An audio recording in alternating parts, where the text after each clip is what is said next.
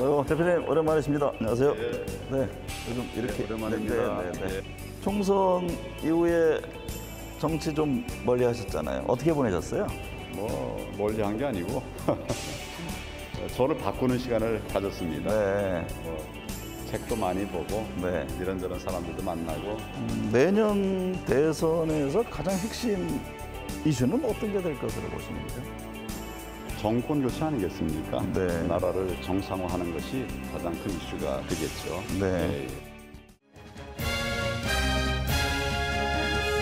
대통령 권한대행에서 대통령이 되기 위한 도전. 입법, 사법, 행정, 3부를 경험한 황교안 전 미래통합당 대표. 박근혜 정부의 법무부 장관의 발탁. 제44대 국무총리와 대통령 권한대행을 거쳐 제1야당 대표로 강한 대여투쟁을 펼쳤지만 총선 참패에 책임을 지고 정계를 떠났던 그가 20대 대선에 출사표를 던졌는데 초인류 정상국가로 가는 길 제가 앞장서겠습니다. 제 모든 것을 바쳐서 헌신하겠습니다. 황교안 전 대표가 생각하는 대선 승리 전략 집중 분석합니다. 황교안 전 대표가 초일류 정상국가를 이루겠다는 포부로 대권에 출사표를 던졌습니다. 직접 만나서 얘기를 나눠보겠습니다. 황 대표님 안녕하십니까? 예, 안녕하십니까? 네. 반갑습니다. 지난 1일이죠. 그 정권 교체와 민생 회복을 꼭 이루겠다 이런 언급을 하면서 공식 출마 선언을 했는데 대선에 도전한 계기가 궁금합니다. 지금 대한민국은 완전히 무너지고 있고 또 민생 힘들어지고 있습니다. 네. 막아내야 합니다. 지금은 위기의 시기이기 때문에 시간이 없습니다. 네. 연습할 수가 없습니다. 확실하게 막아낼 수 있는 역량을 모아서 반드시 정권 교체를 이뤄내고 우리나라 미래를 만들어가는 그런 사명을 다하기 위해서 저라도 저의 모든 힘을 다 보태야 된다 이런 생각을 했습니다.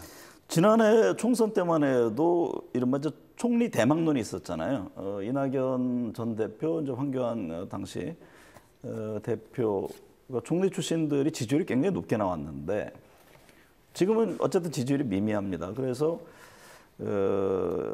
당대표 시절의 총선과 이른바 대여투쟁 그 결과로 이미 정치인에 대한 판정을 받은 것 아니냐.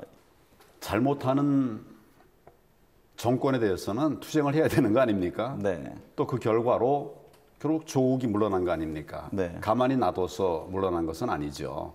뭐 자꾸 이제 광화문 집회를 말씀들을 하시는데 광화문 집회는 국민의 모임입니다. 네. 그 정말 엄청난 분들이 모였는데 나라 걱정하고 힘들어하시는 국민들이 모인 것이거든요. 네. 제1야당이 국회 안에 앉아서 수수방관해서 되겠습니까? 네. 그 모든 전략은 상황에 맞춰서 하는 것이다. 네. 지금 시점에서 그때의 상황을 평가하는 것은 잘못된 것이다. 이런 생각을 합니다. 황 전 대표는 뭐 박근혜 정부 인사로 분류가 되지 않습니까? 장관. 박근혜 정부에서 장관하고 네, 총리를 했습니다. 총리했고 예. 또 나중에 이제 대표도 하셨는데 그 어느 정도나 공과가 있지 않습니까? 그렇습니다. 예. 박근혜 정부에 대한 평가가 궁금합니다. 박근혜 정부는 개혁을 추진했습니다. 네. 4대 구조 개혁. 역대 어느 정부도 추진하지 못했던 그런 개혁을 추진해서 네. 공공개혁은 완성을 했고 나머지 개혁도 추진했는데 네. 그것이 중간에 이제 멈춰져서 참 안타깝게 생각을 합니다. 네. 마지막에 국민들에게 실망을 드린 점에 대해서는 안타깝게 생각합니다. 네. 그렇지만 우리가 미래를 향해서 나아가던 그런 개혁적인 정신은 놓지 않고 잃지 않아야 된다. 박근혜 전 대통령 탄핵에 대한 책임 문제를 항상 또 제기를 하지 않습니까? 그 부분에 대해서는 어떤 입장을 갖고 계세요? 제 책임 문제. 네. 저는 제가 할 수 있는 최선을 다했고 또 그런 것들은 결국 역사가 판단하리라 이런 생각을 합니다. 네. 박 전 대통령이 한때 접견을 거부했다 뭐 이런 얘기도 흘러나왔었는데 최근에 소통을 한 적이 있습니까? 대통령께서 여러 가지 어려우시니까 거의 모든 분들의 접견을 원치 않으시는 걸로 알고 있습니다. 네. 저도 여러 번 요청을 했습니다마는 그런 입장을 이해해 달라는 취지의 말씀이 계셨고 네. 실제로 만나 뵙지는 못했습니다. 네. 이명박 박근혜 전직 대통령에 대해 사면에 대해서 이제 여러 의견들이 나오는데 그 부분에 대해서는 어떤 견해신가요? 사면에 대해서는 이제 때가 됐다고 생각합니다. 네. 오래 구속되어 있었고 또 더더구나 이제 두 대통령이 지금 동시에 구속되어 있는 유례 없는 일이 생긴 것이 아닙니까? 네. 이제는 대통령이 결단해야 될 때다 이런 생각을 합니다. 과거 이제 여권을 상대로 뭐 삭발투쟁 이런 강경 기조 때문에 그런지 모르겠습니다만 국민의힘 일각에서는 황 전 대표의 대선 참여로 이게 다시 도로 자유한국당의 이미지를 갖게 되는 것 아니냐. 저희 우파 정당은 네. 많이 부족했습니다. 국민의 신뢰를 받지 못한 점도 있었고요. 네. 그러나 중요한 것은 지금 바뀌어 가고 있다. 네. 투쟁 못하는 정당에서 불의에 투쟁하는 정당으로 바뀌어가고 있고 젊은이들과 함께 하지 못하던 정당에서 젊은이들과 함께하는 정당으로 바뀌어가고 있습니다. 네. 그런데 그것을 뭐 특정한 용어로 그렇게 프레임 씌우는 것은 온당한 판단들이 아니다 이런 생각을 합니다. 네.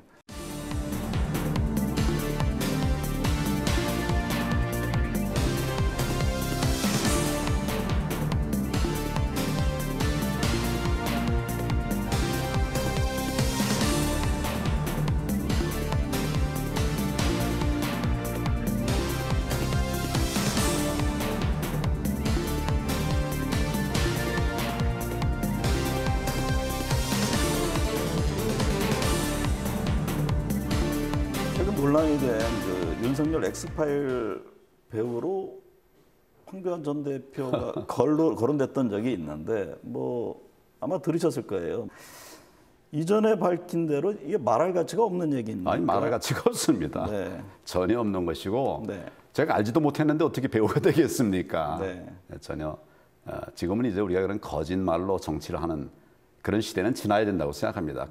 윤 전 총장을 둘러싼 이제 여러 의혹들이 지금 제기가 되고 있지 않습니까? 지금 장모 구속이 됐고 또 아내죠 이제 논문 문제 등이 제기가 되고 있는데 대선 후보로서 검증을 명확히 해야 한다는 입장이세요?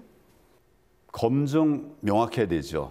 아마 이 부분에 관해서도 윤 전 총장이 잘 대처하리라고 생각합니다. 네. 검사로서 윤 전 총장을 누구보다 잘 알고 있으리라고 생각이 되는데요. 대권 주자로서 윤석열 전 총장의 장점과 단점은 어떤 걸로 보세요? 뭐 단점을 제가 얘기할 필요는 없을 것 같고요. 네. 강직하지 않습니까? 네. 이 정부와 각을 세워서 싸우는 그런 역할을 했습니다. 앞으로 이제 더 보완을 한다면 좋은 정치인이 되리라고 생각합니다. 그래도 미래의 1차적인 이제 경쟁자가 될 텐데 뭐 아쉽다거나 그런 보완해야 될 점은 어떤 것으로 뭐 염두에 두고 계신 게 있나요? 네, 저는 이제 경쟁자들의 문제에 관해서는 네. 저는 앞을 향해서 달려가는 경쟁을 해야지 서로 싸우는 권투를 할 필요가 없다 이런 생각을 합니다. 네. 잘하리라 생각하고 장점은 저도 벤치마킹을 하고 네. 그렇게 해서 결국 우리가 정권 교체를 해나가는 길을 같이 가겠습니다. 지금 국민의힘은 이제 홍준표 의원 또 유승민 전 의원, 원희룡 지사 등등 이제 여러 주자들이 움직이고 있는데요. 이 후보들에 대한 평가가 좀 궁금하고 또 유승민 전 의원이 최근에 그 여가부 폐지 얘기를 했거든요. 이에 대한 입장은 어떠신가요? 고치고 바꿔야 될 것이 있으면 바꿔야 네. 되죠. 또 여가부에 몇 가지 문제들도 지금 나오지 않았습니까? 네. 다만 이제 이 부처를 바꾸는 문제는 지금 정부 전체에 여러 부처들이 있는데 전반적인 검토가 필요한 때입니다. 야권 주자로 윤석열 전 총장 외에 지금 최재형 감사원장, 김동연 전 부총리 또 뭐 안철수 대표 어쨌든 다른 당입니다만 지금 거론이 되고 있는데요. 지금 뛰고 있는 주자들을 어떻게 보고 계세요? 다 나름대로 큰 역할들을 해온 분입니다. 네. 이런 분들이 함께 모여서 힘을 합해서 나라를 바로 세우는 그 길에 함께 해야 된다 이런 생각을 합니다. 이준석 대표는 8월 말까지는 이 후보들이 국민의힘에 들어와서 함께해야 된다라는 입장인데 이른바 정시 출발론을 강조하고 있지 않습니까? 그 점에 대한 견해 또 이게 그렇게 진행될 것으로 보시는지. 원칙에 따라서 하는 것이 맞다고 생각하고 사람에 따라서 시기에 따라서 당원 당규 또는 법에 정해져 있는 것을 함부로 조정하는 것은 신중히 해야 된다. 그러면 윤 전 총장이라든가 최재형 전 감사원장 등이 8월 내에 들어와서 함께 경선에 참여해야 된다 그런 같이 하는 것이 빠를수록 좋다고 저는 생각을 합니다. 네. 지혜를 모으고 힘을 모아야죠. 네. 지금 이준석 대표 체제는 어떻게 보고 계세요? 큰 변화의 일환이라고 생각하고 저는 긍정적으로 보고 있습니다. 모든 걸 다 잘할 수는 없겠지만은 네. 우리 약점을 보완한다는 측면에서는 굉장히 큰 장점이 있다고 생각해서 변화의 과정 중에 있다 이런 생각을 합니다. 여권은 지금 이재명 지사, 이낙연 전 대표, 정세균 전 총리 등등 지금 8명의 주자가 뛰고 있습니다. 뭐 토론회도 가졌고요. 어떤 후보가 가장 차후에 버거운 상대가 되리라고 보세요?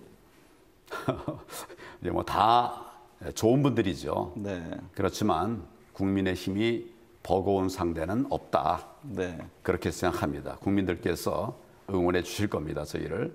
차기 대선의 시대 정신으로요. 이 공정을 얘기들을 많이 하는데 황 전 대표가 생각하는 이 공정은 어떤 거고 또 어떻게 구현할 계획이세요?